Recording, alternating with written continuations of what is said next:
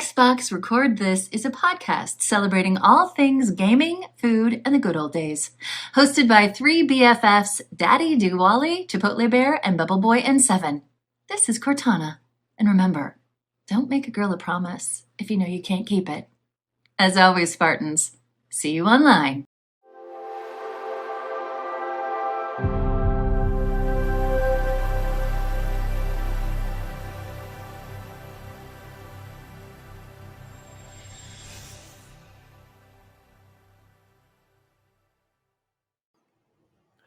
Oh, hello.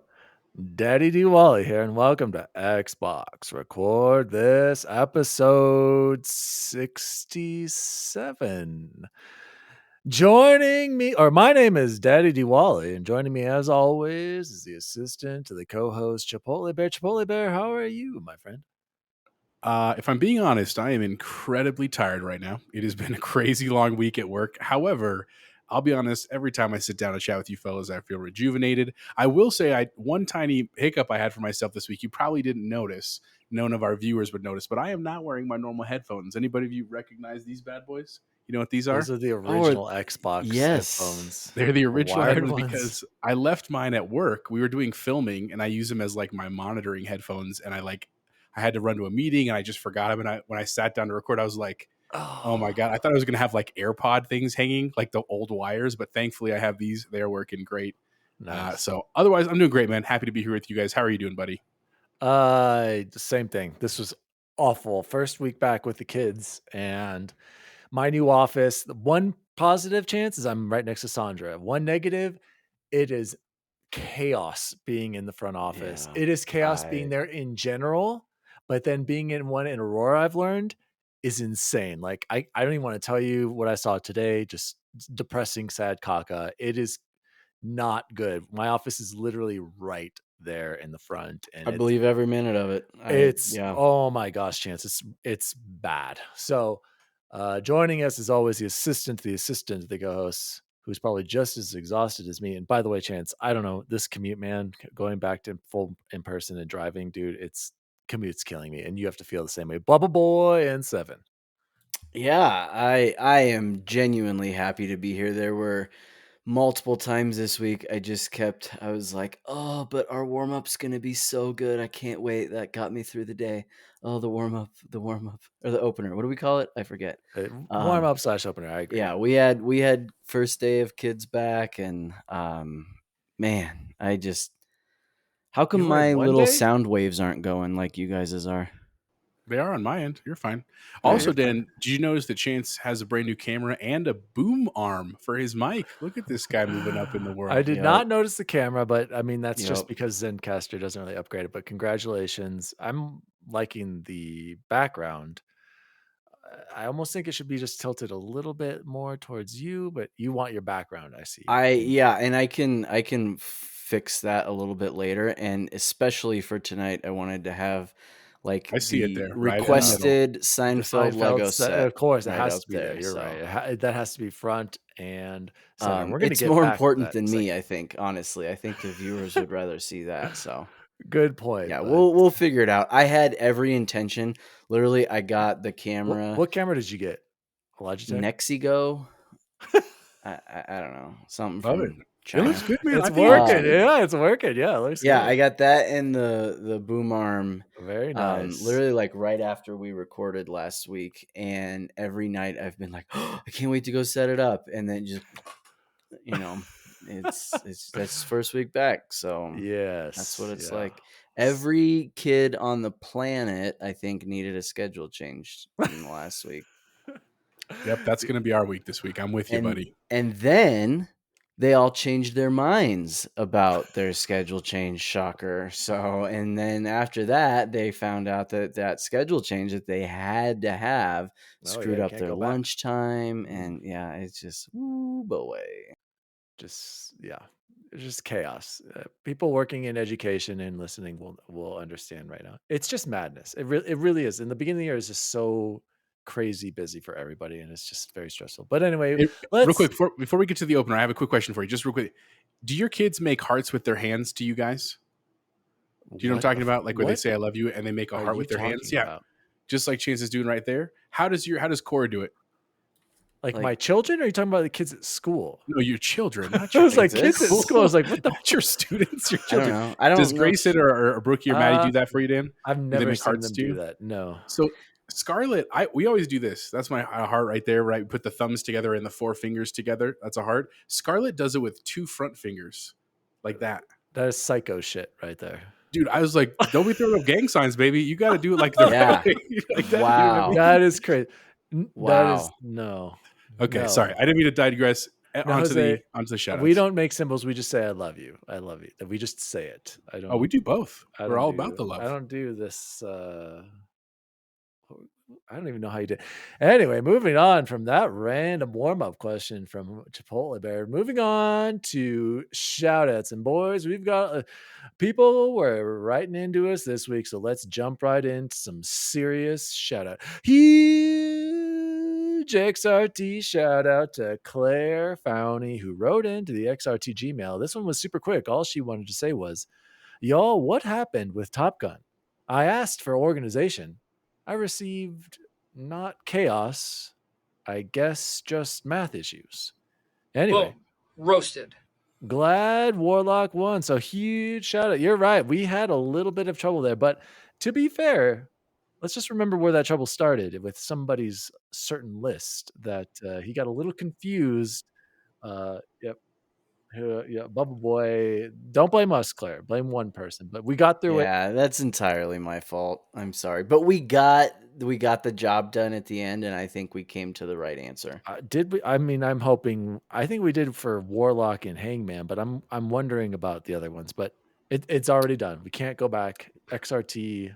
Also, fun fact: do you know what Hangman was also in? I just saw it the other night. He was a very small role, a Christopher Nolan movie. Any guess which one? Interstellar. Good guess, Chance? Or 1917, the most recent one. Inception. He was in Dark Knight Rises. Oh. Do you remember the scene where Bane goes to the stock market and he like shoots at the stock Oh market? yeah, and is he one of the takes a guy? guys? He's the guy who he takes like with him, and I was like, "Oh my god, that's Hangman It's right there! That was Hangman. crazy." Very cool Easter egg there, Chipotle Bear. So thank you for that one. Thank you to Claire for writing in the show. And huge XRT shout out to Jbizzle. Oh, wait. Oh, wait. I forgot. Claire, you also wrote fight scenes. I believe this is Claire, right? Obi-Wan versus Anakin. Episode 3. Revenge of the Sith. Pony's gonna love that. How about Claire, that I don't know What about that one, Claire. Besides, it's over, Anakin. I've got the high ground. Let's be real. What about Qui-Gon versus Darth Maul? Yeah, I was going to say that one's way better. I think that's a Duel of little more Fates. iconic. At least you have Duel of the Fates in the background. Yeah. Anyway, sorry, I love it, Claire. Thank you for shouting that out. Claire, maybe keep those kinds of opinions to yourself. From Yeah. I'm just kidding. I'm kidding. We love you right in. To Jbizzle. And Jbizzle's got a lot to say this week, you guys.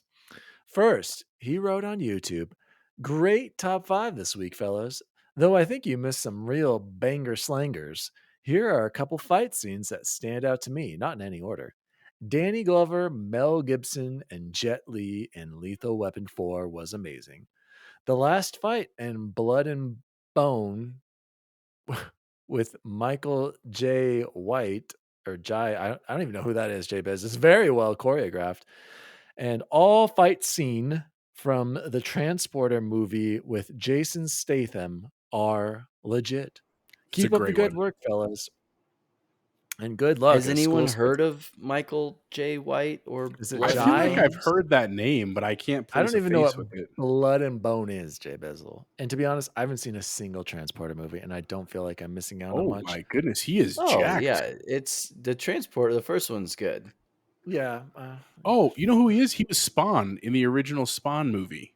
That actor. He was Jason also in Statham? No, No. Michael J. White. He was Oh. also the thug in Dark Knight that hates Heath Ledger's Joker, and he's like, enough with the clown. That's Michael J. White, and he is. Oh he is yeah, that ripped. big black dude. Yeah. Okay, no, I can see him. I remember him in All Dark right, Knight. all right. Well, might have to check this one out, Jbiz. Thanks Yeah. for the Thanks Pro for the tip. recommendation. And Jbizzle also wrote in to XRT's email. People, Jose, where can people write in if they want to write into the show? You can always write Xbox record this at gmail.com, or all of our DMs wide open on the social medias. If you want to see Dan's stream, you can check him out, Daddy D Wally. He would love for a couple people to stop by, increase that viewer count. Oh, don't worry, Chipotle. I've got a bunch of bots, and I got a new bot follower that I reported on Instagram. I thought about keeping it, but I was like, no, I got to do the right thing and report this. For this next one, you should read his intro, but don't read the list. That'd be a great opener for next week. That's a good opener for us. And we can include his list then. No, I'm going to read it. Because I was going to say, I tried. My list is lacking. Yeah, mine's me too. So best. let's get into it. I have a D Wally type list, if you will. Too. Jbizzle writes into XRT and says, "Hey, fellas, I have a question for you, parent to parent. The new season of Bluey just came out on Disney Plus, a children's cartoon series from Australia that my kids absolutely love. I gotta say, if you haven't watched the show with your children, start right now. It is hilarious, and every parent will wish they were as cool as the parents on that show. It got me thinking of all the horrible content I've been made to watch with my children over the years. So here's the question.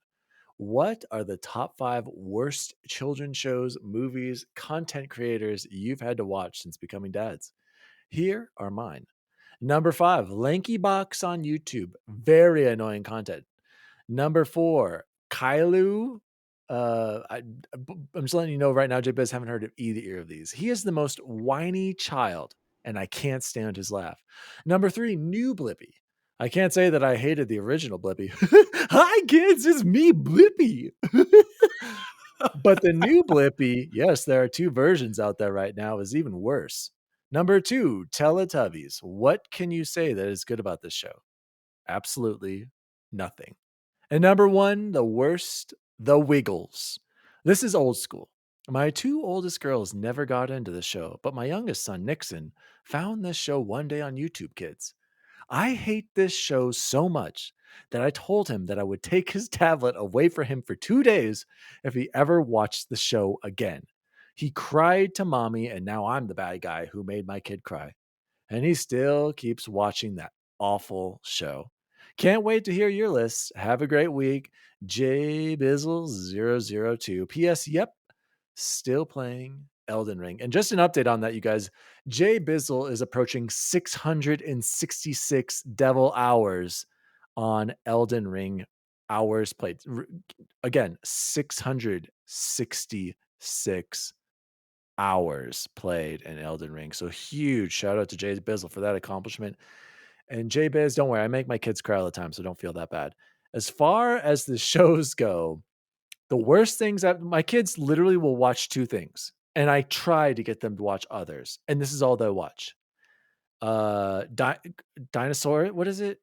It's on Disney Plus. Camp Crustaceous. No, it's not Camp Crustaceous. It's Cretaceous, bud, not crustaceous. Cretaceous. Literally a period of dinosaurs. Oh gosh, I'm gonna have to look it up. Uncrustables. And Frozen. It's either Frozen 2, or this dinosaur show on literally. And I'm like, guys, can we please? And to be fair, I just set it up on the tablet and they watch it, and I go do my own thing and just sit by them on my phone while they're watching it, and I don't really pay much attention. But it's just nonstop. So those are the 2 worst things. Thank God, Jbiz Grayson hasn't mentioned Blippy since his birthday last year, and he actually randomly mentioned it like a month ago, and he's like, Dad, remember when Blippy came to my birthday? I'm like, yes, son, wasn't that You're cool? Like, who's Blippy? You just get rid of him. And then he's like, I want him to come back again this year. And I was like, are you serious? I don't know, son. But anyway, Jbiz, I apparently I need to check out Bluey though, and maybe that will be their next obsession. So thank you for the recommendation. It's Gigantosaurus, guys. Gigantosaurus is the show. Check it out. It's actually kind of cute. They're these little dinosaur friends. If your kids like dinosaurs, it's cute. Jose, let's hear your list. Well, first off, I have to absolutely agree with Jbiz. Bluey is a straight banger and a slanger. Like, he is not kidding. It is legitimately, I love watching it with my girls. And part of it is that the episodes are literally like 8 minutes long. So the nice thing is that like you can watch a couple and it doesn't feel like you wasted hours of your life. But the other part is, even if you did watch a ton of them, they're amazing. Like they really are about this family it's really just about them being a family. And there are definitely some great lessons. And he's right. They just dropped a new season on Disney Plus, and literally my family was watching it when I got home the day it released. I was at work, and my wife was like, I was like, how was your day? She's like, I cried so much today, but they were like great tears because it just really hits home at about a lot of stuff with parents. And it's hilarious. Like I'm actually trying to get Victoria to be that's our costume this year. There's a couple characters that the kids play called Janet and Rita. They're these old ladies, and I was like, that's who we should be for Halloween, Janet and Rita. So we'll see if that happens or not. But in terms of stuff I have hated over the years, there's really not a lot. I mean, we've actually been pretty good about like if we show we don't like it, then we will just we'll divert them and say, hey, how about we watch this as a family? And if we show interest, they are happy to do that. But there have been a couple terrible ones. I actually don't know the name of one of them, but it is on YouTube Kids as well. It's this like Russian girl and her brother. And it started when they were like 4 or 5. And all I can think of is that like their dad has to be this like crazy Russian mobster who's like filthy rich, because they live literally in a mansion, and their channel is just them like living out their fantasies, being like princes and doing crazy things. But they have millions of hits on YouTube, millions of them. And they basically do a lot of like fast forwarding where the video goes real fast and high squeaky voices. And it is the most annoying channel to me, but the girls love it. Like it's literally like a tractor beam and will suck them in. Similarly, when they were very young, they loved videos of people unboxing stuff, but not like us, where we're like, show us the unboxing of the collector's edition of a video game. It's like literally like, here's a pack of Play-Doh. It's literally the pack of Play-Doh that we have up in the kitchen right now, but they'll sit and watch someone like open it and be like, oh, purple, and then squish it together. And then next one, oh, blue, and then mix them together. And I was like, this is the dumbest thing I've ever seen. Since then, there are some shows that are a little more annoying to me. There's a cat show they watch called Half Asleep Chris on YouTube. There's a girl named Mariah that her content's gotten better, but she has I think a very annoying voice. Sorry if you're listening, Mariah. Other than that, I don't have a lot of complaints. I mean, we are pretty good about like they get to pick a little bit and then we get to pick a little bit, and they just know like if they say no, then we just turn off the TV. So they've just learned that. So Jbiz, I'm with you. We're like, be the bad guy. And I'm telling you as a person in education, and you know this too, be the bad guy, because you won't have to be forever and your kids will be better for it in the end. So other than that, I think that was an awesome question. I actually didn't get a chance to think about it super long, but if I think of any more, I might mention them on here. My kids never got into Kailou or Blippi or Teletubbies or the Wiggles, but I'm very grateful they didn't, because now I know what to avoid. Yeah. So anyway, BubbleBoy, what about you? I made a very, very direct and conscious effort to expose Cora to the right kinds of TV shows early on. Hence her absolute infatuation with Grogu and Baby Yoda, as you will, or as it is, and um, she really likes Marvel TV shows. When she was really little, I just didn't even. It was just like noise in the background. It really didn't matter. There wasn't anything that she particularly chose to watch. If she's choosing to watch TV now, she absolutely loves Modern Family, which I think is great. And I know it's awesome. She that's awesome. turns it on and just laughs, and Ashley and I can watch it with her too. She does have a couple of channels on YouTube. I have no idea what they are. There's one like this family from Nashville, and it's literally just following them around their day every day. Like, okay, guys, today we're going to go to the store. It's going to be so fun. And anytime I hear it, I'm like, Cora, turn it off. Turn it off. There's literally no point to it. It's not, I can't stand it. And then another one that sounds similar to like the Russian one Jose was talking about, but it's just these two girls playing with Anna and Elsa dolls over and over and over. And they're like, this one's Anya and this one's Elsia. So they can like not get in trouble, I guess. DMCA takedowns or anything like that. Yeah. So Disney doesn't come after them because they're at like 80 billion hits too. So, I am the bad guy in the house when it comes to that kind of stuff. I'm like, nope, turn on Spider-Man. There we go. So thank you again. Huge XRT shout out to Jbizzle and Claire Fowney this week. Thank you so much. And we're going to go straight from talking about bad caca TV shows to talking about the greatest single show that has ever been on television. That, of course, is Seinfeld, ladies and gentlemen, and all you middle-aged boomers out there.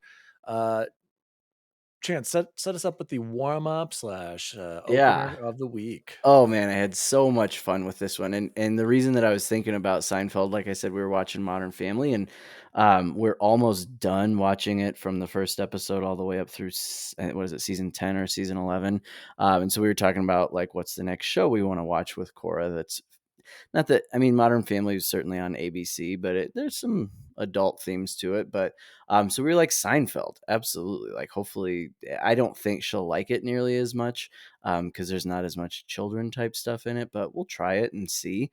I know. And I was like, oh, but there's this character, and she might love that character. And I was just like, there's so many great characters. Who are the best characters? And we could save it's not even really a debate. I mean, there's George and then there's everybody else, but I was like, if we really wanted to have like a list going, we'd have to name the best secondary characters. I think one of whom I have that comes with this Lego set. Yeah, because the Lego set has the 4 main characters and then Newman in the back. But I have the actual 100% science proved it definitive list. I'm happy to go first if you guys want, or I can clean up. Let's go to Chipotle Bear, but let's keep in mind my list is actually the definitive number 1 list, but I will go second so you guys can hear the list first. So go ahead, Chipotle Bear. Okay, so I here's know you're not big into Seinfeld. Here's my much as thing. we are. Oh God, I actually don't like Seinfeld. Oh.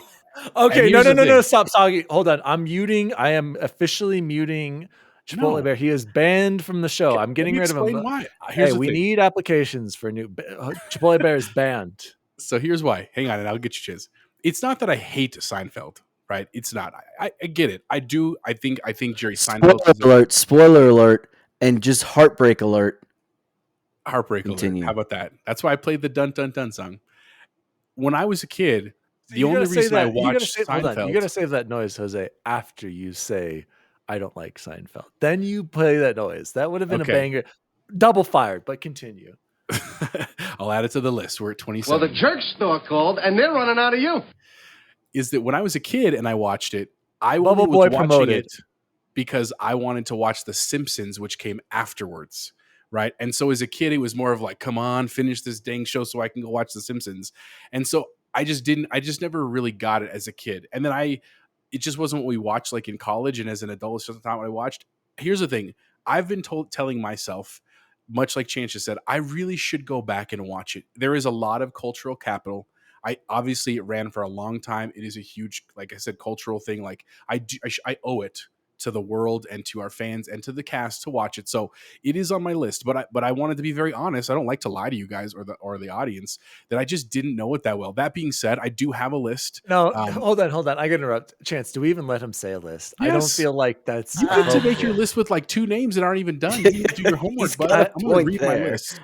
So I mean, and maybe it's important. Hey, as someone who doesn't even like it, how could he know about these characters? Well, because he said he has seen some of them. I'd be interested, actually, someone who doesn't even really like it. Here were the characters that stood out. It still holds up today, man. So my honorable mention, because of course my honorable mention, my friend and co-host is BubbleBoy in the show, because here's the thing. I thought he'd be nicer. I mean, I guess I understand why he'd be real bitter. I get that humor, but I was like, I thought he'd be a nicer dude, and he fights with George about the freaking moops or the Moors, right? Sorry, the correct answer is the moops. Right, so he's my honorable mention. Number 5, I'll just go real quick so I can get it to Dan, so you guys can stop badgering me over here.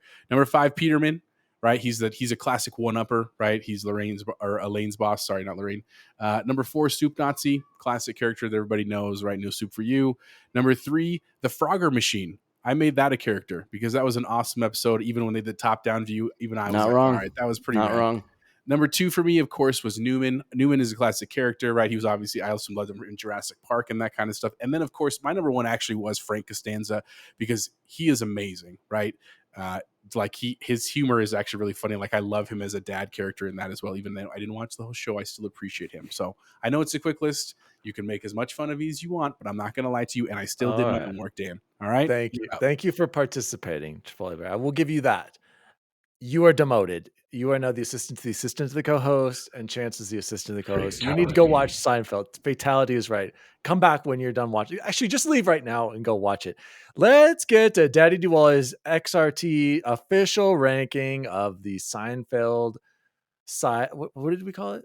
Side character or Secondary or supporting secondary- cast? supporting cast. We'll go with. So honorable mention, Jose. I do like your Frogger one. That's a good pull. But here are my honorable mentions. Sidra Holland. Do you know who that is, Chance? Yep, I know They're exactly real who and that they're is, and they're spectacular. My spectacular. gosh, that stuck in my little high school mind. Clearly I still think about that, and I'm just like, my gosh, I wish I could have found out about those. Tim Watley, the dentist, and who the famous line, "You're an anti-dentite," and he becomes Jewish just for the jokes, aka Walter White from Breaking Bad. Another honorable mention, I never liked him, and maybe that's why that was the purpose of his character, Chance. Kenny Banya. God, I couldn't stand him, but you got to put him on there. Gold, Jerry, gold. Just because of the interactions with Seinfeld. Next honorable mention, and I love him too, but to me, honorable mention, David Puddy, aka Elaine's on and off boyfriend. Hilarious. What's his name, Chance? Do you know? I can't remember. But David Puddy. No, the actor who plays. No, I know. But David Puddy. And he's like, he randomly, when you ride the California Soarin' at Disneyland and Disney World, he's like the video pilot that introduces you. It's interesting. For whatever reason. Shout out to David Puddy. And then here's where it gets, these are great. These are good ones that could have been on my list. Art Vandelay, the made-up boss of Vandelay Industries. Say Vandelay Industries. Say Vandelay Industries. And you want to be my, what is it? The rubber, is it rubber sales? And you want to be my latex salesman. Sales. That's what it was. Shout out to Art Vandelay. Uncle Leo has got to be on my list, of course. Jerry, because you always got to have that classic uncle character. And then I've got Bob Sacamano. I really wanted to put him on the list, but he's just this character you never see. You only hear about Kramer's friend, Bob Sacamano. He sells fake fur hats. What does he say? When Jerry says that line where he's like, it's like $20 a piece, and then he's like, giddy up, and it just, everything comes back to Bob Sacamano. And then I really wanted to put him on here, but Jackie Childs, the classic lawyer, who, by the way, you guys, I don't know if, Chance, have you seen him? He's got like advertisements I can't remember. I saw a random ad and they have his character doing something, and I wanted to send it to you. Full circle. Recently. He also says, "Oh, they're real and they're spectacular." It's just so good. Shout out to Jackie Childs, and he still has a chance. I'm gonna have to send you the ad wherever I saw it because he doesn't look like he's aged at all. So here are my top 5 supporting casts of Seinfeld. Number 5, Estelle Costanza. I had to go with the Costanza mom. She is so crazy, so out there. I had to include him on there. Number 4, Chance, I had to put him on here. George Steinbrenner of the owner of the New York Yankees. I had no idea, Chance, until probably way after the show when once Larry David had his own curb. I was going to ask, do you know who plays him, right? That his voice was Larry David. That makes it even... He did a fantastic job of George Steinbrenner, the owner of the New York Yankees. The interactions with George, classic. Number 3, I had them together because whenever you saw them, they were usually always together. Mr. Morty Seinfeld and Mrs. Helen Seinfeld, Jerry's parents, they were always classic together. Loved their short little appearances.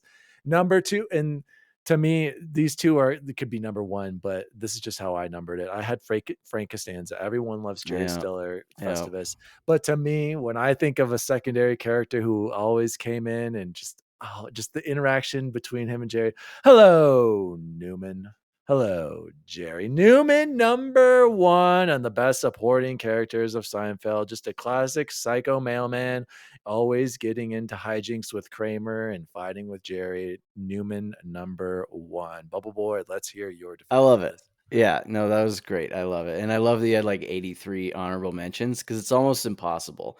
And so when I started and I texted both of you guys this, I was like, well, because I started doing all these honorable mentions and I noticed there was a trend to some of my honorable mentions, and they were characters that only showed up in one episode anytime. So I was like, I'm going to do like a top 5 honorable mention for characters that only showed up once, because there are so many other characters that show up 2, 3, 4, 10 times that are so much more iconic to the series overall. So I did my honorable mentions. I have 5 of them.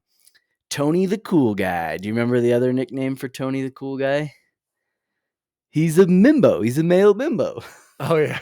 And Elaine was dating him, and Jerry was like, "Oh, George, he's so cool. He's so cool." And they go rock climbing, and That's is he the one with the shoes? No, that's Jimmy. Jimmy. Oh, Jimmy. Jimmy's gonna get you these shoes. Yeah, you're right. Jimmy. Yep, sorry. And then if you remember Little Yeti Seinfeld, do you know who that is?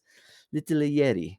He's the rooster in the cockfighters. So they name Kramer names his rooster that does cockfighting after Jerry. And Kramer goes in to save him and throw the fight. Yep. Celia the Collector. Do you remember who this is? I'm sure if I saw a picture, I had a list. So she's the one that they drug so they can go play with all her toys. And it's on the episode where like Kramer has that like talk show set and they invite her talk on, show and, set. Oh my god. It's just so good. So good. And then this one, it might take a minute, but I know you'll know who this is. But Neil, do you remember Neil? Never pictured, never once shown on screen, but Neil. Mm-mm. You have to. And it had to do with a female that George was. So George was the guy George met the lady at the coffee shop, and she's like, oh, and she like almost like went up and kissed him. She's like, oh my gosh, I'm sorry, I thought you were my boyfriend Neil. You look exactly like him. And George is like, I look exactly like your boyfriend. So that episode was so funny and so cool, and like everything that had to do with George is just classic. So I had to put Neil on there. Ooh, I have another honorable mention. The Elaine's friends who are the opposites.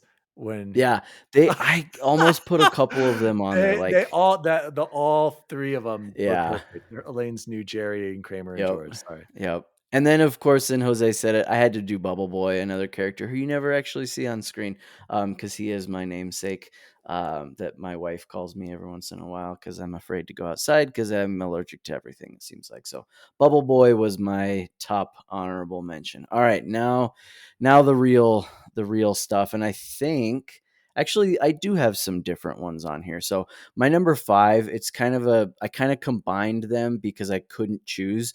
But George's 2 bosses, Mr. Wilhelm and Mr. Kruger, both of them were involved in some of the best episodes ever, from the Kramerica Industries with Mr. Kruger and Mr. Wilhelm when George he sleeps under his desk and stuff. And just classic, right? That was one of the things that I noticed when I was making this list. It's not even almost so much about the characters that make these secondary characters, other than Frank, I think. It's the way the 4 main characters interact with them that makes them great. And I think that's what's so cool about Seinfeld just in general. It's just the best. Okay, so that was my number 5. Number 4, like Daniel, Estelle Costanza. Again, if she's in the episode, it's a really good episode. She's not always necessarily the best part of it. She can be the best part of it sometimes, like when she walks in on George and things like that, and when they're at the hospital. She's just such a great character. This might be kind of sacrilege, but I put Newman here at number 3. I'm really sorry. I know when you control the mail, you control information, right? Like I don't know. I couldn't, because these last 2 always cracked me up so much. And coming in at number 2, David Putty. I love it when he's the New Jersey. Yeah, I love it when he's the New Jersey Devil, and just all the back and forth between him and Elaine. It's so good. I think when you look back at the episodes that he was in, those are some of the best episodes that are out there. They just are. And then, of course, the GOAT number 1, Frank Costanza. So excellent list from the Seinfeld universe. Those are the XRT top 5 supporting characters on Seinfeld. Please, if you're a fan of the show, write in and tell us who your favorite characters or episodes were. And if you haven't seen Seinfeld, it is worth your time and money. I believe it's switched back to Netflix now. Go watch did. it. It I is did. so amazing. It still holds And up it today. It holds still up. runs. Yeah. TBS still has reruns playing. Like that Yes. should say something Yeah. when that show ended in 1990, 8 or something like that, which is I was at Jose's house for that episode. I remember, or the 2 episodes. I remember we that. watched them. just amazing. So shout out to Seinfeld, my favorite comedy and possibly TV show of all time. Guys, let's jump into some Xbox news. We're only 34 minutes into the show, but yes, we are a video games podcast and we are going to talk about some awesome Xbox news. So let's jump right into it. A lot of people were saying that there wasn't much news. I disagree. We've got some banger topics this week. So let's jump in to the first story. And this comes from Chris Scullion over at VGC.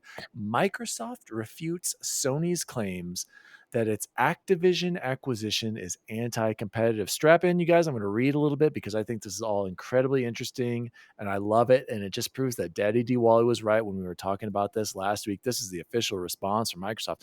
Last month, Sony told Brazil's regulatory body, CADE, which, like many regions, is currently studying the proposed deal for the approval that the deal could influence players to switch from PlayStation to Xbox. This is the Microsoft buying Activision. At the time, it argued Call of Duty is so popular that it influences users' choice of the console, and its community of loyal users is entrenched enough that even if a competitor had the budget to develop a similar product, it would not be able to rival it. Now, in a 27-page document relating to the acquisition, Microsoft has replied to CADE, attempting to dismiss Sony's claims. And here's Microsoft's response. Only one third party, Sony, presented materially different opinions than the applicants and the other third parties consulted by the SG, Microsoft claims. Sony is isolated in this understanding and, curiously, even contradicts itself in its response to the letter, as will be detailed below. Microsoft goes on to state that Sony doesn't want to see Call of Duty games on Game Pass day one because it is resentful of having to compete with Microsoft's subscription service, aka Game Pass. Sony's public statements on subscription games and its response to the SG's letter are clear. The response reads, Sony does not want attractive subscription services to threaten its dominance in the digital distribution market for console games. In other words, Sony rails against the introduction of new monetization models capable of challenging its business model. It also lists 5 reasons arguing against Sony's claim that the addition of Activision-Blizzard games to Game Pass would lead to an unattainable lead in subscription services for Microsoft.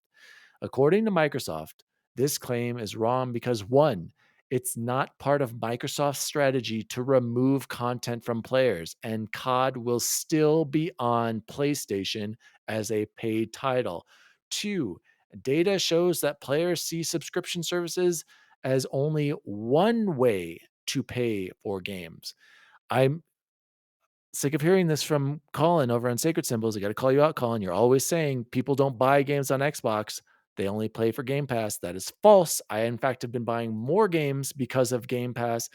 Number 3, Sony's claim ignores the dynamic nature of subscription services and the fact that Sony has its own subscription service too. Number 4, redacted information.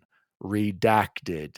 I wonder what that was. Number 5, there are numerous other game distribution channels and subscription services, many of which include content that isn't available on Xbox. Microsoft also claims that arranging exclusivity deals has been at the heart of Sony's strategy to strengthen its position in the games industry, and that as well as having its own first-party exclusives, it also has exclusivity deals with third-party publishers. This article came in hot. It's been the topic for everybody. Love hearing all the discourse over it. A lot to unpackage there. I'm going to start out with BubbleBoy. BubbleBoy, tell me what you thought. They released what the redacted statement was. Oh, what was see it? that? No, I was, didn't. I thought this was America. Huh? Isn't this America? I'm sorry. I thought this was America. Oh, Okay, Yeah, that that was was a it. joke. So he That's what just they wanted to said. talk about that. No. BubbleBoy, do you want to No, think about but that? Or are you seriously, gonna that's what they should have said. Like, are you kidding? Why? Why are you even doing this? Why are you taking it to Brazil of all places? What's Brazil? Nope, Jose, tell No, me no, no, no. what. So Talk. right, yeah. Just to clarify, the reason it was in Brazil is because right now, so this is the way mergers work on the global scale. Is that when this kind of a merger that's this massive comes out, people have to approve it. The regulatory bodies of different countries have to approve it. So when it got to the Brazilian, I don't know, parliament, I don't know what the Cade, correct whatever that was. government term is. They were asking the people involved for their kind of opinion. So they asked major companies, they asked Microsoft, they asked Sony, and everybody was like, no, it's kind of cool, it's kind of expected, except Sony said, well, we kind of think that it's going to do this. That's why they were going to Brazil, just so you know. Continue. Yeah, but like I still just like so. What if Brazil was like, this is an outrage? Like it doesn't matter, right? It doesn't mean anything. Not necessarily. I mean, analysts are still guessing that this is going to go through the Activision-Blizzard deal. They really do think it's going to still happen in the long run. But the truth is that if enough of these countries say no, that could actually be something that prohibits it. Because if they say no in that country, that means that they wouldn't be able to sell that unified content in that country. Do you see what I'm saying? And so it has to kind of like, it's almost like a voting system, if that makes sense. But again, a lot of people think it's still going through. This was just kind of came up in the end with Sony. And I have more to say, but I want Chance to continue. Go ahead, bud. Yeah, no, and because mine's quick, and I don't want to just be bashing on Sony, but they set themselves up for this one. They really teed it up. Like, this is so Bush League, and it really just doesn't make any sense. And they've been saying from the beginning, and we've said it a bunch on this podcast, that like it's in Microsoft's best interest to continue to let Call of Duty be played on PlayStation, and none of their arguments make sense. Like they have their own subscription service, like they were saying in these bullet points. It's just like They have so their own unwell thought out. exclusivity deals. Yeah. Yeah. And like, okay, if you're that upset about it, make a better offer. Yep. And they also said there's also another article almost tied to this saying how it wasn't economically profitable at all if Xbox made Call of Duty exclusive to their platform and PC. So I mean they don't want to make it exclusive. That's not going to make them the most money. Jose, what are your thoughts on these remarks back from Microsoft? I think that I was actually surprised. A lot of other podcasts that I was listening to were also in agreement. Like, yeah, Sony looks like they are jabronis, as Snowbike likes to say, and just kind of hypocritical. They are hypocritical, and that's what I said last week. I'm telling you, and we don't know if Call of Duty is always going to be hit, but we're not taking anything away. But continue. Go ahead, Jose. Sorry.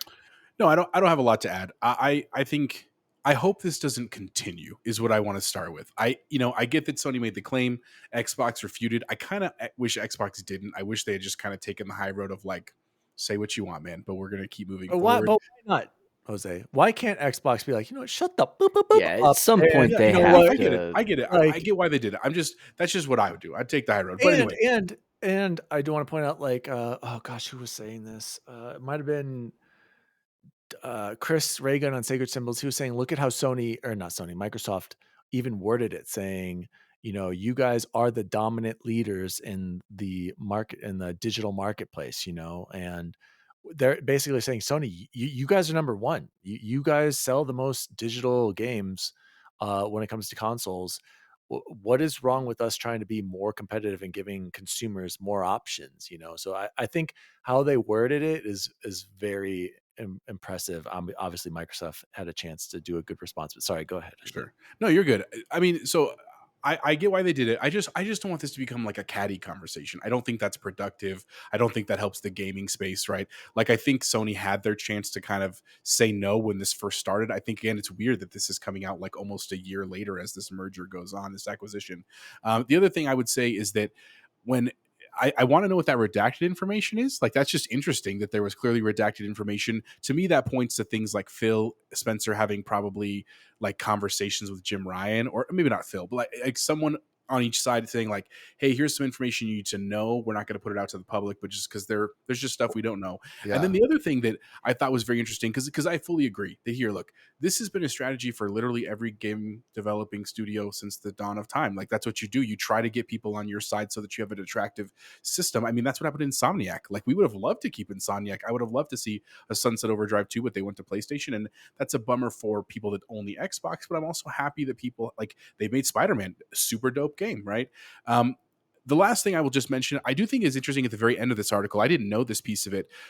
They said that about the Call of Duty thing, technically, contractually, Activision-Blizzard is only committed to releasing the next 3 Call of Duty games on the PlayStation. Now, that doesn't mean that Xbox won't say, nope, we're still going to make it dual platform because that's more profitable. And that, to me, that makes the most sense, that you just give it to the world. You're going to make more money. But it is interesting that point, that was the first time I had heard that point, that contractually they only have to do the 3 next ones. And then theoretically, console Microsoft exclusive, baby. console exclusive and on Game Pass. So we'll see what happens, man. I mean, I'm still interested. Obviously, I want this merger to go through, but that's all I really have to say at this point.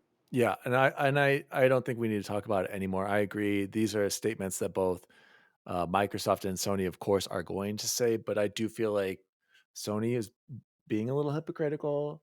The success of Call of Duty is not guaranteed, and this deal's going through. So put all of your money, put all your chips all in on Activision-Blizzard being purchased. Make some money when that stock, it's selling at $80 a share right now, boys. When this deal goes through, $95 a share. What's really scary, and I looked it up, if you would have invested like 20,000 in it when it dropped at its lowest point last December, before when all those bad things were happening, it was like $57 a share, you guys. You could have made a quick 40 G's if you would have bought it back then and somehow known that Microsoft was going to purchase this and make this gigantic deal. So shout out to Xbox. It's going down. Pretty soon we'll have Activision Blizzard games in Game Pass. So let's jump into the next story. Grand Theft Auto 5, Elden Ring, and more could be coming to Xbox Cloud Gaming. Cloud streaming is exclusive to Game Pass, and this is coming from Jordan Midler's over again at VGC, as spotted by Twitter user Nobel Broe or something. The Xbox Store pages for Grand Theft Auto 5, Elden Ring, and Soul Hackers 2 have all received cloud gaming beta logos. But there was an error and you couldn't do that. But it's interesting. If you look at the pictures on the tweet, you guys, it shows cloud streaming and Game Pass on there. Where does it say? Oh, right over there. Oh, Game Pass and the cloud streaming logo underneath the play. Does this mean, you guys, is it happening? I don't think that GTA 5 maybe, but I don't think Elden Ring has any reason to come to Game Pass. But are we getting closer to the future where we can stream our library as long as as long as we own the games? BubbleBoy, would you be interested in this? Are you going to be streaming Elden Ring like Jbizzle is at work on his breaks and just keep Yeah. that counter going? The quick and easy answer is no, because that game it requires so much precision, and if you don't have like Interesting. the greatest internet connection and bandwidth at the time, it's just not going to be worth it. But Have you played it recently? no, I Cloud haven't. streaming. Dude, when I played on my Cloud Xbox, streaming, yeah, of course I've done cloud streaming. I haven't played Elden Ring recently. it's pretty good, man. On my It Xbox, I gotta is. say, like, Yeah, I think it's you could not get away with Elden bad. Ring. But good point. Sorry, go ahead. Oh, sorry, my hand was up for the listeners. I Oh, was just sorry. one quick point about that though. But here's the interesting thing about putting Elden Ring on streaming, because you're right, Chance, on like big boss battles and like really precision pieces, you'd need that. Yeah, the But if you were dodging. just like treasure hunting, or you were just filling out your map, or you were just gaining XP and farming, you Yep. could totally do that on a Yeah. streaming service and save time. Like Yeah, like I said, Good while point. Jbiz is at lunch, Yeah, you could that's level up a fair. little bit. I know, and so the only negative I think to this is I hope, I mean, Jabez's life is over. He's done for. If he could take his phone and bust it out at lunch, he'll be driving to work, and it like, we love you, man. Don't do it. Don't go down to that hole, Jabez. We got to see you. You can't get to 2,000 hours on that game. It's pretty crazy to think about. I know they've talked about it, but it has been a while. I'm not gonna lie. I kind of thought by now we'd have access to our games library as long as it's streaming. But to me, this is a sign that it's getting close. If somebody Yeah. is testing that out there, Isn't that one of our later stories? I thought that was, or maybe I was just reading it and forgot to add it, but they did say they passed the mark of where they announced back in June of 2019 how long it would take, but that oh they're like really? they're They like had we're right there though. We're close. It's they say, coming. did they Be give a time patient. frame? I We didn't know haven't that. given up. No. There but I'll have to look for it while you And guys talk at the here, same but time, I also want them to make sure they wait till it's ready. Like Yeah. I would hate for them to release it and then it's crappy and it doesn't work and then we all just are down on it. I'd rather them like take like I said, a little more time, like we say with games, and make it rock solid so that when it comes out the gate, we're like, this is absolutely amazing. So Jose, on that note, I'm thinking this is going to work like Game Pass, right? So there's just going to be like stored versions of Elden Ring on servers, and then if we have rights to it, then we could play it. It's not like it's going to be going to our Xbox and streaming it, correct? What do you Yeah, so think? typically, and to be fair, I shouldn't say I know this because I don't, Yeah. but the way that it's done in most places is that the game lives on some server that's like ultra overclocked and overpowered so it can run it very, very smoothly. And then you're just logging into that as long as you have access through whatever purchase that you have. Chance, you want to add something? He's finding Go the ahead. mute button. sorry, I pulled up the article in the wrong window, so I couldn't get back to unmute myself. So this was from The Verge from Tom Warren back in June. And it says Microsoft is planning to bring a lot more games to Xbox Cloud Gaming later this year, allowing Xbox Game Pass Ultimate subscribers to stream some of their own game library. We're excited to share that later this year, it's our intent to roll out the ability for Xbox Game Pass Ultimate members to play from the cloud select games that they already own or have purchased outside of the Okay, so it is from the cloud. Xbox Game Pass library. Got it. Okay.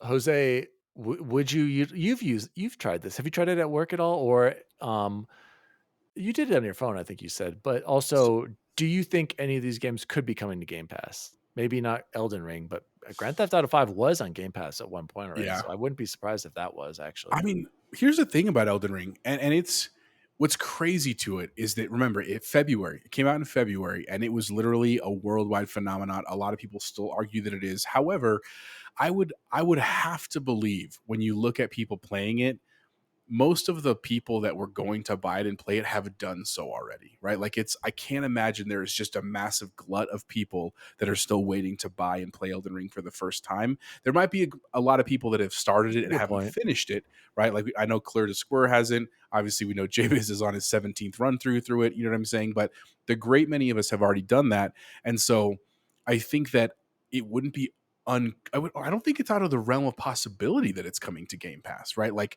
again, Xbox has seemingly some excess money. Now, do they have enough to keep buying studios? Maybe, but I think it's very possible they could buy a game like that, right? And to imagine putting Elden Ring on Xbox, what that would do again, especially maybe think about the holiday season where they're going to be competing with things like Ragnarok, right? Gotham Knights, Callisto Protocol, like that maybe is not a terrible idea. So I think that's possible. To the question of have I done it? I have not done it in a long time. Again, Have you done it on a PC on your MacBook, or is it just been on your phone? I've never done it on my Mac. I only did it on my iPad, and actually I did it like the first week it released on iOS, so it did work, but it was honestly kind of crappy if I will. Yeah. And even at the end of this article, the one by Jordan Midler from VGC, he even says that they had made it like within about a month ago, they made a significant boost in performance for iOS devices. So I would like to get back in it. I have not done that. Again, I've only really had time to play games when I'm at home anyway on my OLED, when kids are asleep, when wife's asleep. So I haven't really had the need, but I really would like to because I still have games I want to get through, and a lot of them are now on Game Pass. So I got to start burning that midnight oil. If they put GTA 5 on no, you got to play online, that. Play that on your TV. I want to, but I'm saying if I got to get through it, man. Like there's only so much time till October, and then we're gonna be back on the lineup of games. Well, we'll get to that in a second, and there's actually not that much coming out. BubbleBoy, final thoughts on the game streaming? Yeah, it wouldn't surprise me, and not to say that I wouldn't be excited, but like think of all the other games that have dropped on there that we're just used to getting incredible games thrown on there with no warning whatsoever, right? And the fact that not that the show is bigger than Elden Ring, but we had PlayStation exclusives that just all of a sudden on Game Pass. He's absolutely right. Right? So it not out of the realm of You're right. possibility at all for me. I mean, I would be a little surprised, but it is the biggest. It's game of the year, no doubt. I don't think anything's going to beat it. So let's move on to the next stories, guys. I'm going to leave this one up to you to discuss because I have no interest in either of the games. Marvel's Midnight Suns. Speaking of, Jose was saying how there's a big fall.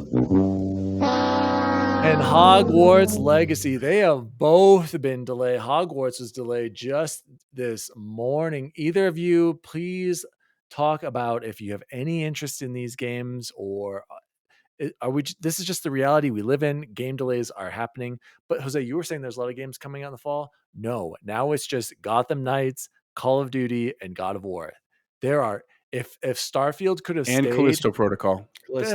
yeah, and I'm not ruling that December, isn't it? That's like December, exactly. So, and I'm not ruling that couldn't be delayed, but they got to get out before supposedly the Dead Space remake gets out. So, guys, take it away for these two stories really quick, and I'll be right back. My son is crying like caca, and I got to go just tell him to shut the up. Okay, I'll be right back. All right, Dad of the Year, go get him, big guy. Yeah, All right, yeah. so Godspeed. let's start with Hogwarts Legacy real quick. I actually didn't know that. This was like, as we sat down to record, it's been a crazy day at work. This is the first I'd seen that. Definitely a bummer, but at the same time, I honestly didn't think it was that close. I didn't realize it was this fall that it was coming out. So, again, it's for me, Chance, it's one of those on the list where, like, if I have not a lot to play, I would check it out if I could get it on a deal, or if it showed up on Game Pass, for God's sake. You know what I'm saying? Like, I would totally do that. I'm not dead that it's not coming out yet. Again, we just have plenty to play, and I really respect Harry Potter. I love Harry Potter World, but I just wasn't into it in the same way as some generations of kids are. Your thoughts on Hogwarts Legacy?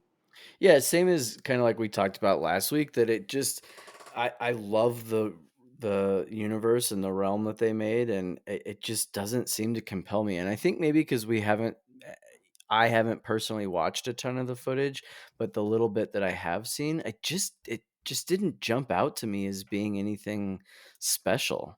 So I'm just not that upset that it got delayed. I'm actually kind of excited that it got delayed. Maybe they'll do something to make me feel more compelled to want to watch it or play it. I mean, I was a little bummed about the Midnight Suns, but again, like we've said a bunch of times on this show, I'm a fan of release it when it's ready, take your time and make it great. So yeah, I'm sad, but in the long run, yeah, take your time.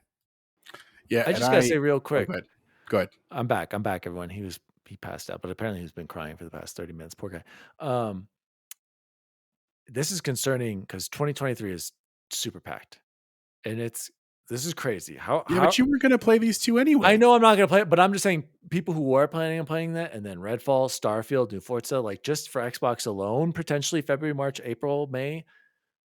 Insane. But sorry, go ahead, Jose, and then we can move on to the last. No, I mean, honestly, it fits in great with that point. And to me, both of these games are not day one pickups for me, at least right now, from everything I've seen and heard and everything.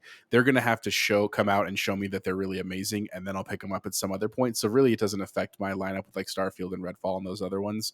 The one thing I want to say about Midnight Suns, and again, I love Marvel. I'm all about the universe. I'm way more up on it than Dan is. He's complaining about the shows already, right?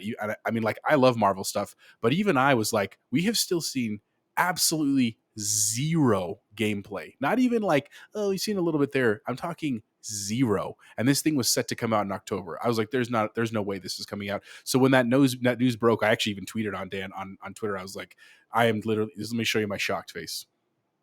Right? Like, literally, I knew this was coming. I hope they make it great, right? I hope that I'm being a total jerk here and that it's really a great game. And I like what they're doing with some of the characters. Like, just physically, they look really cool. Looks cool. But if the gameplay is not there, that's a bummer, man, because you're wasting, like, you're putting a mark, right, on the Marvel brand. So I hope that they can do something really awesome with it. And I guess my hope is that the delay is them like saying like, we're ready to release it. And then they go to test it. People are like, this is terrible. You know what I'm saying? And so they have to go back to the drawing board. I know that's a lot of money and a lot of time, and I'm not trying to crap on people's work. I really respect it. I'm just saying, like, it doesn't shock me. Is what at least it wasn't infinitely delayed like a KOTOR remake. I mean, at least it wasn't gone. Let's move into the final news story of the week. And this is the Halo Infinite drop pod for August 9th, 2022. Yes, there are lots of us who are still playing this game, and myself included. Jose jumps on occasionally. We still love Halo. It still plays incredibly well. I'm still interested. BubbleBoy, did you want to say something really quick about Halo, or? I had added one more news story on there. Oh, That'll okay. be quick. Okay, we'll do it after this one. So this is just, I just wanted to share these with everyone, including my co-hosts here. Cross core visors. Now you're going to be able to use all your cool visors across all of your Spartan armor cores. That's the first one. Improved Mark 7 helmet attachment compatibility. You're going to be able to put on way more attachments to customize your Spartan even more. This one's a big one to me. Challenges will now be visible in the pause menu. A nice little quality of life. Now I can see if I'm making progress. That's awesome. Awesome one. Now, if I complete one, I'll see it right there. Excellent one to add as well. Resolved issues. There's a bunch of them in here, but one of the big ones I wanted to say, I'm going to skip them. You can go read them. There's a bunch of little small things, but I did want to say the 4th challenge slot will now always be enabled when a premium battle pass is equipped. Do we only have 3, or have we always had 4? We've always had 4 because you've always Oh, had the pass. it- Oh, you've only had the Chance 3 has 3. chains? No. Good. We're gonna have an extra one. It's Excellent. always been 3. I haven't played in a minute, but Yeah, it's 3. maybe I think there was 3. Maybe they're giving you another one, Jose. Maybe there's always the 3, and then like the certain other, the weekly challenge ones or whatever it is. And then I wanted to say, ooh, balance changes, grapple shot, and I was like, oh no, what did they do to my beloved grapple shot? Nothing. Basically, to maintain multiplayer balance, players will no longer be able to exit a vehicle to cancel an enemy's grapple jack. So I think that's actually fair. Once you make that grapple shot, it's over. You're done for. You can't just bail out like you would before. And then there's some more other things, but here was the concerning thing, you guys. At the end, known issues. With this update, the team has added one new issue to our known issues list. In Last Spartan Standing, bots do not level up after getting enough score to improve. Who cares about that? But look at the last point on this article. The Xbox app or MicroStore app version of Halo Infinite may download extra data upon launching the game. They still are not quite sure of what's causing these extra downloads. So Halo 343, come on, you guys, let's get this together. That's all I wanted to say. I just wanted to do a little announcement. It's very cool. More customization, Jose, coming to the Spartans. Always a good thing. I love everything they've added. So especially that challenge is being visible. BubbleBoy, go close it off with the last story. Well, no, because I do want to say something about this, and because I've been thinking about it for a while and not sure exactly how to word it, but I'll just try. What 2021 Game of the Year contender is the Game of the Year in 2022? And I'm going to argue that it's Forza Horizon 5, not Yeah, I was going Halo. to say Forza Horizon. In Right? 2022, And I still think Halo was better when it came out last year. It was. It absolutely was. And I it's don't still Game of the remember. Year. I might have to go back and listen to our episode if we were like, we're talking Game of the Year. We can only right, this when it came out, that was the best. Halo was amazing. The staying power, though, I don't know if any of us predicted that we were going to. I disagree. I see where you're coming from, but I knew there would be DLCs for Forza Horizon. That's what they do. And Hot Wheels is awesome. But I've started Hot Wheels Chance, and I've only gotten like the first 2 licenses, and I've kind of faded off of it. Like that's kind of the thing with Forza to me, is like I was really big into it for like 2 weeks, and then when Halo came out, I didn't play Forza again until just recently. And then now when the DLC came out, I got a little obsessed trying to get some stupid achievements, got sucked back in, did a little bit of Hot Wheels, and it's fantastic. Don't get me wrong, it's amazing, but I'm not still playing it. And I will Yeah, go no, back I to it hear and you. I'm complete it. just like, I hadn't even really thought of it until I started playing the DLC, the Hot Wheels DLC. I And then think I was what is like, the more balanced, well-made overall game right now, yeah, I'd have to say Forza Horizon, but I still think Halo Infinite, when it launched, that oh, for campaign and sure. the For sure. multiplayer as a package was really good. People are complaining about the content. I don't have as big of a deal, but yes, Forza Horizon absolutely has blown it For away sure. content-wise. I mean, they're both great games. They're I anyway, didn't sorry. mean to stir the pot. No, wasn't it number Um, 2 on our list? Or maybe it was Psychonauts. That might have been. They're up uh, there. Yeah, I don't remember Psychonauts that. was great too. Let's be real. That was a fantastic game, but let's close it off. So Less story. anyway, yeah, this is kind of fun. Because and I know Daniel, you liked Deus Ex franchise too, but the articles from Julian Lee over on Games Hub, but he's saying he got this from the local legend Jeff Grubb, who shared the news on his Game Mess Mornings podcast for Giant Bomb. But he's basically saying that after the Embracer Group bought all those different IPs from oh my gosh, why Square am I all of a Enix. sudden? Yes, goodness, thank you, Square Enix. That Deus Ex is going to be one of the ones that they're for sure going to work on, which I was really excited about. And I was wondering if you would rather them like do a reboot, kind of like the Tomb Raider reboot, or if you want them to kind of stay in the same universe. Either way, it was interesting because he says that the studio's collective desire is to, quote, do what Cyberpunk 2077 You know, couldn't. And that's I was so like, funny, Chance, that you said that, because oh, I get some Deus Ex vibes in Cyberpunk. I'm playing Cyberpunk right now, and I've got a lot to say. We'll oh, get for to that in a sure. second. I'll play anything in Deus Ex. Although I will say, Human Revolution on 360 was way better than Mankind Divided on Xbox One. It wasn't even close to me. Like, it Agreed. was so fantastic. For me, I'll stick with what's his face. I don't care if they continue with him or if it's a reboot with him or with a different character. Yeah. I will play Deus Ex if it's focused around that similar gameplay of those games. I love Deus Ex. Anyone who hasn't played those, go play the both. Well, I would play Human Revolution. The over it. one on the 360. And Yeah. it was funny. I was listening. Gosh, I forget what I was listening to. Oh, it was Gamer Ranks and Falcon. And he was just saying, he was like, they used to be a lot more like, oh my gosh, I'm drawing a blank again. Who did Prey and Arcane. Arcane Studios, exactly. He's like, those games used Yep. to feel a lot more like Arcane Studios. So if we could have a new Deus Ex that feels kind of like an Arcane Studios game that did Cyberpunk 2077, like that sounds pretty amazing. So let's just jump right into it. Let's just jump into what we've been playing. That has been the Xbox news for the week. I'll go first because we're talking about it right now. So I've been playing Cyberpunk, and here's the thing. When I first started this game, I was like, I don't get it. I'm not feeling this. It's clunky. The menus are awful. The menus are just terrible. Map is kind of good because you can like customize your map. That was kind of cool. But I noticed right away when you're driving around, the city just completely goes empty. Like, there's no cars, there's no people. It feels like I'm playing a Fallout game, right? When you get off of your car, all of a sudden there's people around you. Like, the game can compute that and it feels somewhat alive. But as I'm playing, I played the prologue. Finally got through that, which was longer than I thought it was going to be. And I'm finally at the part where I met with stupid Neo and Keanu Reeves. Hate him so far, but maybe that'll change throughout it. Didn't like him. He seems, I can't tell if his Whack. acting is like on purpose or I don't know. I'll see if He's it a changes. jerk.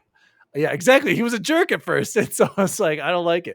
But anyway, then Chance, the more I play it, the more I want to keep playing it. It's very there you weird. go. It is, Mhm. and it's kind of. I'm wondering, like, am I going to go for the 1,000 on this? I don't know, but It's a slow burn for sure, man. it's a slow burn, but like, it's impressive. The world is much larger and more impressive than I thought it was going to be. When you're looking at the city and going through different parts, and I'm out in the drylands, right, the desert area right now, and I'm literally just been exploring. I've been doing a bunch of small side stuff. I haven't been doing the main story at all. I've just been slaying people. I've gone all shotgun, you guys. That's all. I'm just going out there, bam, bam. That's I just destroy people. And Like you're I said, enjoying your time with Pan Am, right? I assume that's who you're going with. I don't think I he's don't gotten even, to Pan yeah, Am yet. I'm not even that far. I literally just met the Japanese dude who I saw, the security guy. He just saved me, right? That's literally as far as I am campaign wise. You're gonna like it when Pan Am shows up. I can guarantee it. Oh, well, but no spoilers. But so I just want to say, I literally, Chance, I've just been doing side stuff and killing people. That's what I've been doing.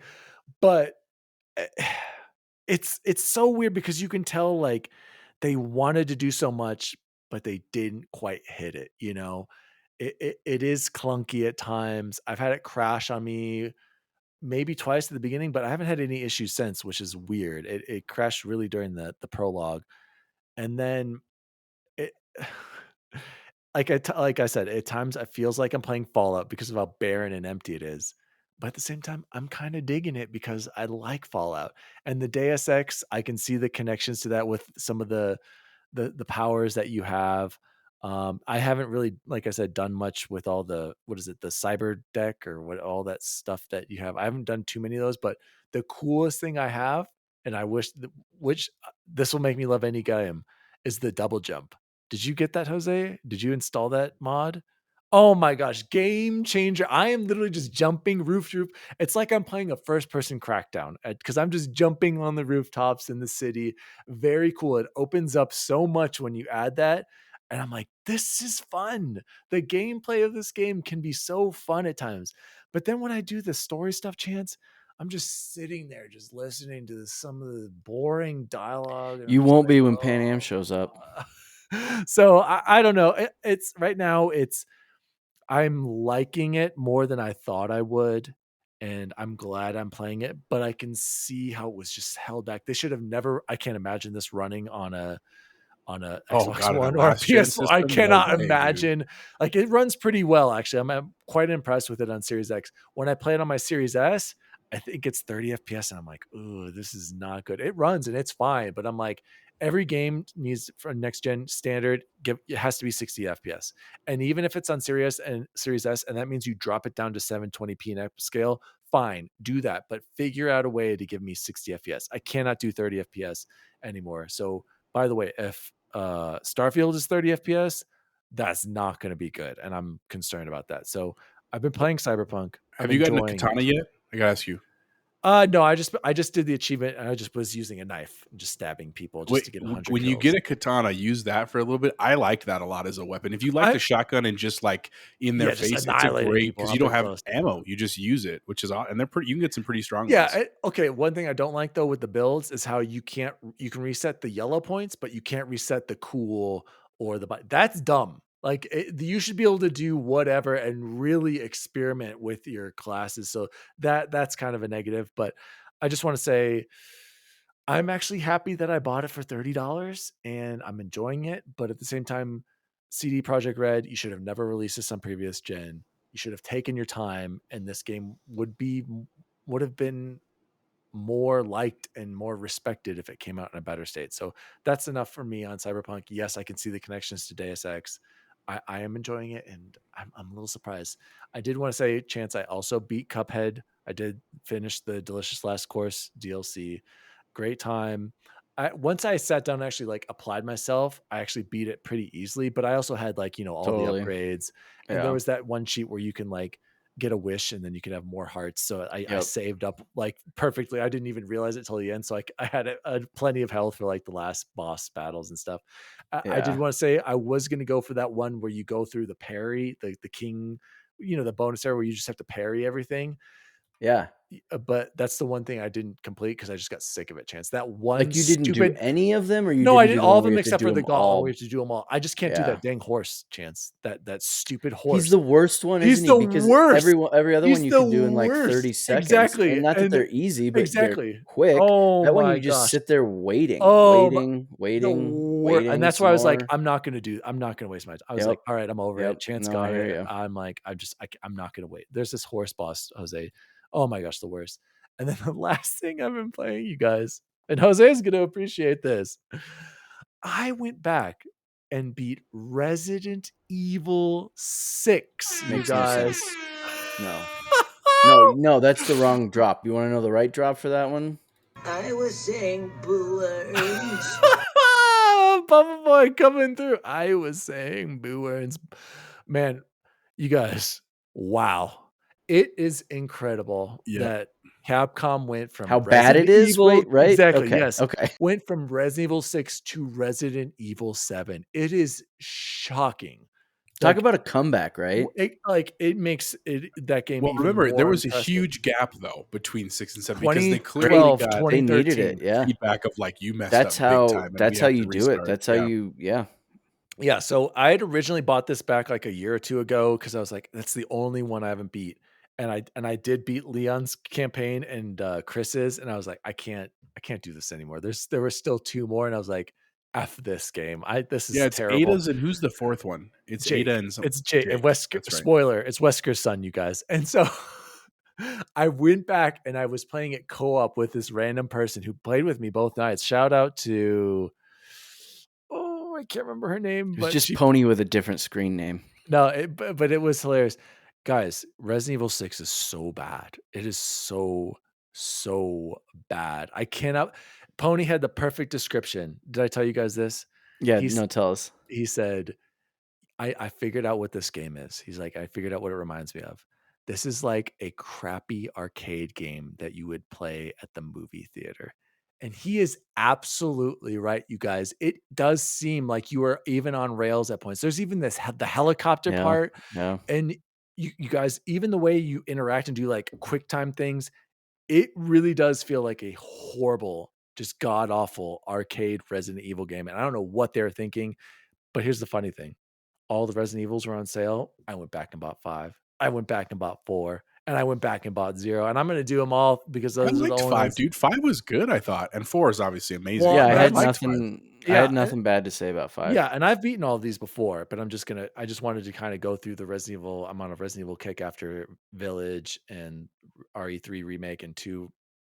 And I wanted to play them before 4 comes out again. So yeah, my plan is to do 5 co-op, and I did beat that on 360 without and not remember it being that bad, but I don't know. Compared to I gotta 6, say, it almost makes me think, and you're gonna say I told you so, but I'm not ready to commit yet.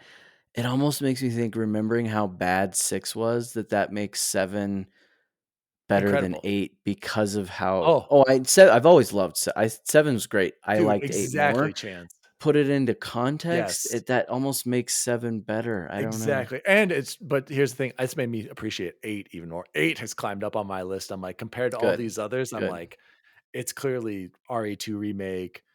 I don't even know if RE4 is going to hold up as well. It might even be. Anyway, so I'm I on a think so. Resident Evil. 4 was amazing when it came out. And do you remember what When system it it came came out out, on? yes, GameCube. I played it on GameCube. It was Yeah. GameCube. Yeah, And I played that's it. for that It is was incredible. amazing, but I'm just wondering, I'm gonna play that after 5, and then I'll go back to do 0. But yeah, I'm on Resident Evil kick, you guys. Don't play Resident Evil 6, you guys. Just play RE2 remake. If you're gonna play 1 and RE7, that's what you need to play. What is Sorry. it with 6s? Because Far Cry 6 that was free Oh to play yeah, last but weekend. Yeah, I speaking hope of everybody BubbleBoy, go skipped ahead. that one. What have you been playing? And tell us about your Far Cry 6 escapade. No, Far Cry 6 is as skippable as Resident Evil 6 was. So there must be something about those sixth installments in the series. I've been continuing to play Ghost Recon Wildlands. It's a great game. It's aged extremely well. 4K 60. Yep, it could have come out yesterday and I'd be like, this is fantastic. I'm loving it, and I thought of mentioning this earlier when we were talking about that Sony being stupid stuff, that I went and bought all the DLC, the season pass for it, which is I'm Get that encouraged to 1500. to keep buying more games. Well, yeah, because I'm an achievement, sucker, but also because I'm just having fun. I want to keep playing those. I want to see Sam Fisher. I want to do the Narco Road stuff. Like, it's just simply fun. The gameplay loop in that, there's times I'm like, this is gonna get boring next time, of just run to the next thing, put your little Mark your God, enemies.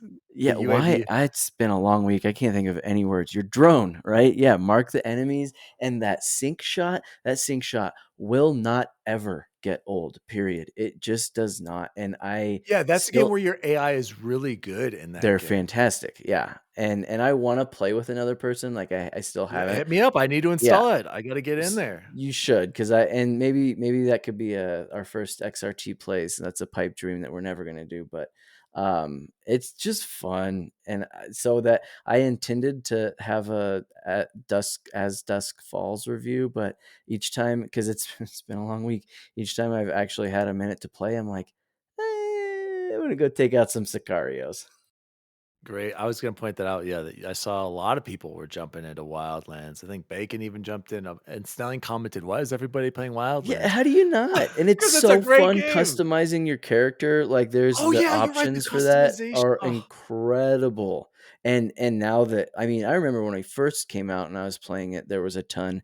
Now that it's been out for what, 5 years now, and I got all the DLC stuff, there's oh, you look like so an cool. infinite amount of customization, it feels like. And Jose, did you that's ever play it? You did, didn't you? Yeah, I didn't finish it, but I did play when it came out. It's awesome. It's also on my list. It's just not high right now, Oh, unfortunately. tell me 'cause- you started GTA 5. So I'll be honest with you, I haven't played very much of anything this week, and it's just because our kids. I know you guys started this week with kids. Ours come next week, and we had a lot of changes, and it's been great. It's been fun, like even at work. But just I get home and I'm like literally either working or I go straight to sleep because I got to get some rest to get for work. That being said, I did download Inside. I have not played it yet. I want to play that real quick before I start GTA 5 because it's a 3-4 hour banger, and I'll get that out of yeah, the that way. makes sense. And then I did play some Forza, and I mean it's awesome, man. And to be fair, I had never played the Eliminator, but after Chance did it, I was like, I Oh feel no, like I got to Jose's do gonna this. get up before me. No, Dan, you're gonna get super mad. I played for like 4.5 hours one night, way Oh into the my morning. But God. guess what I got on my last game? These nuts. Just kidding. I didn't get even close. Got him. I got like fourth is the highest I ever got in the game. But That was a yeah. good one.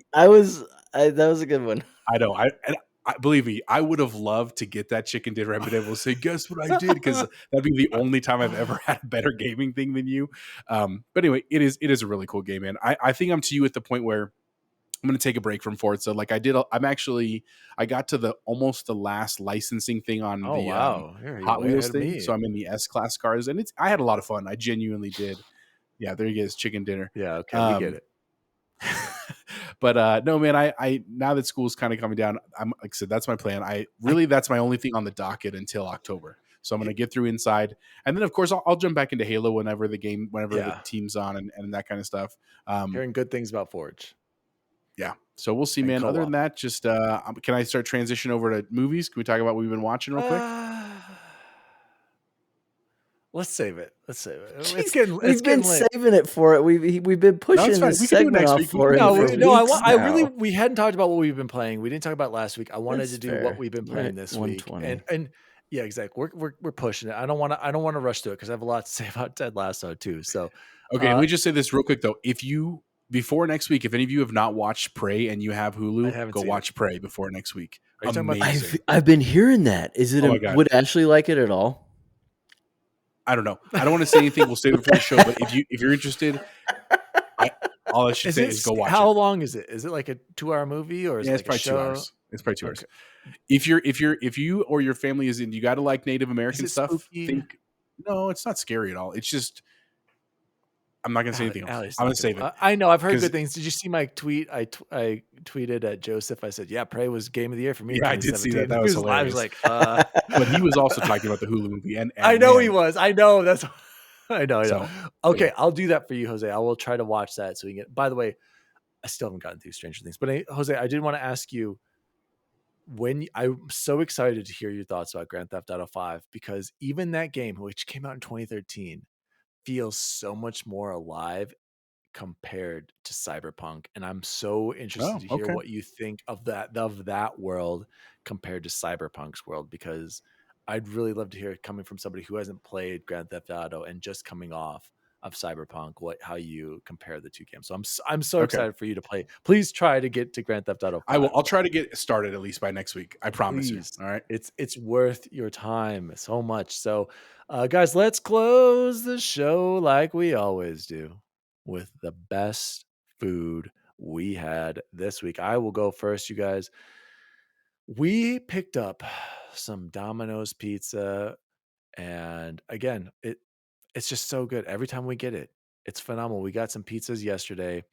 Out in Golden, we went to. Have you ever been to White Ash Mine Park? Probably not. It's this awesome little park, you guys. It's right off of 93 as you're heading, just about to leave Golden, just past what is that 6 when it changes into the mountains. It's just right there on your left. It's one of the lights right before you're officially out of the town. It's this cute little park. Highly recommended. Got some pizzas. Their barbecue chicken, you guys, and their cheese. Allie gets the feta with cheese and spinach and olives. Shout out to Domino's. That was definitely the best food I had this week. I did not make it to the Mecca. Exactly. Too busy at work, just too much craziness. Can't even leave my office to do anything. It's just pure madness. So who would like to go next on the best food they had this week? I can. It was by no means boring, but like we've mentioned maybe once or twice before, this week was just absolutely nuts. And Lana and I, shout out to Lana, went to Taco Bell today because we were just like, you know what's we just have to go to Taco Bell. That's the only thing that's gonna fit. Exactly. That's the only thing that's gonna cure what's ailing us right now. And we went, and I got the standard cheesy bean and rice burrito. And my new what I've been getting is 2 of these spicy cheesy nacho beef burritos. Because they add the jalapenos into those. It's Didn't I Shannon recommend was that watching. to you? Didn't I recommend that to you? I'm pretty sure I mentioned this. That I said this was the new. I've been I getting don't it since know. the beginning of the summer, Oh. like when I can remember. Oh, okay. Maybe we both Yeah, recommended it to each yeah. other. I feel like now that I'm thinking back, maybe we did. Like, Yeah, I we can't mentioned remember. it. Either way, Okay. but I just even Shannon, who just is like, Chance, I can't believe you're eating that. She looked over and she was like, "What else in that?" That's like, look at it's like a real jalapeno right there. That is a pickled jalapeno. It's delicious. I s- can't go wrong. T-Bell. Jose, did you make it to the Mecca this week? So, of course I did. Oh, they're thinking of Popeyes. But before I talk about that, because it's actually a little bit of a story.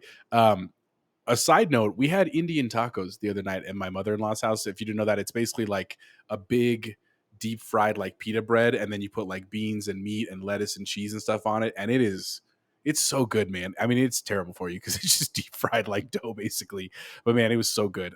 Anyway, I did. My best meal was in fact the Popeyes. But here's the cool part. So on Sunday we went to my parents' house, and my mom was like, "Guess what we're having tonight?" I was like, "What?" She's like, "Popeyes." I was like, "Oh, that's amazing." She goes, "But we're also having Cane's chicken," and I was like, What? "What?" Chicken It's throw exactly what I off? said. And she goes, "We're having a showdown. We're gonna do a taste Annette, test and see what's better." And so hell literally, yes. she bought sandwiches and tenders and fries from both places and bread. And she's Oh like, my. "Okay, we're gonna do this by rounds." And literally, like first round was like, we actually started with the biscuit and the bread, and so Canes did win the bread round. Everyone, Really? Right Cheddar there, stop right there. biscuit. This needs see, its I own chose the segment. I biscuit from feel like. Popeyes, but Okay. the majority of the people at the table chose the bread at Canes, and I love the bread too. I'm not hating on the Texas toast; it's wonderful.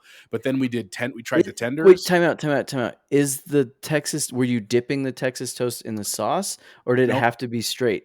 But here's it had to be straight because when my mom went to Popeyes, she didn't know that you have to ask for sauce. She thought they would ask her like at the window, and it was crazy, and she just didn't bring sauce home.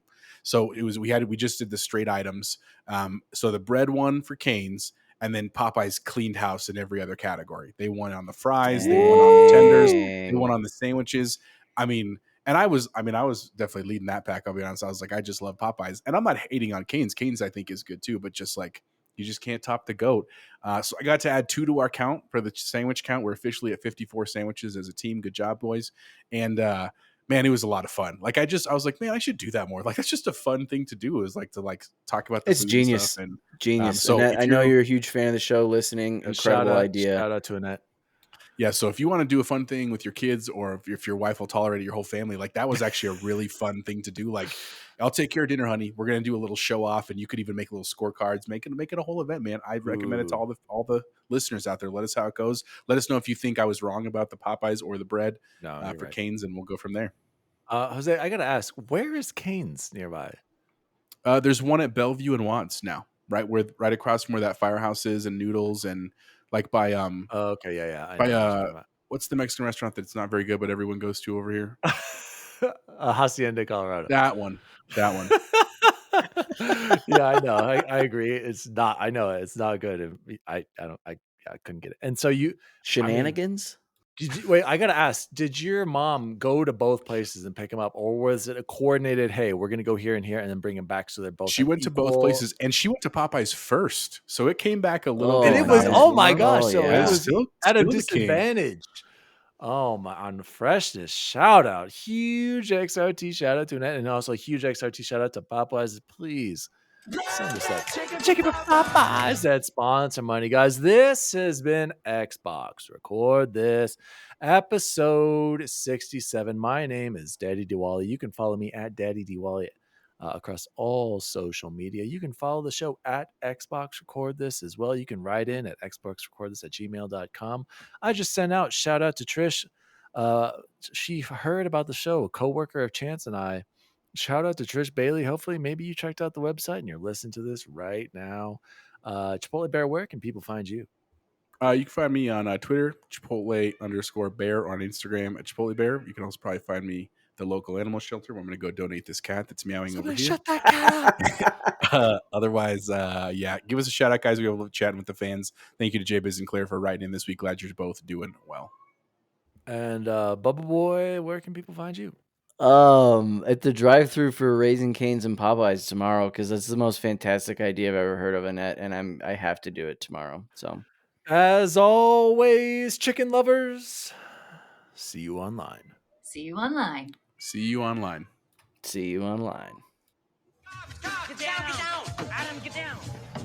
Oh, they busted Jones again. We weren't motor surfing.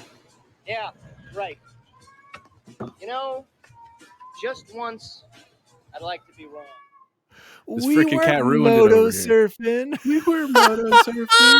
Shout out to Surf Ninjas, everybody. We were moto surfing. Xbox Record This is a podcast created by Daniel Walenzik. You can follow him at Daddy Diwali on all social media. The assistant to the co-host is Jose Martinez, and you can follow him at Chipotle_bear on Twitter.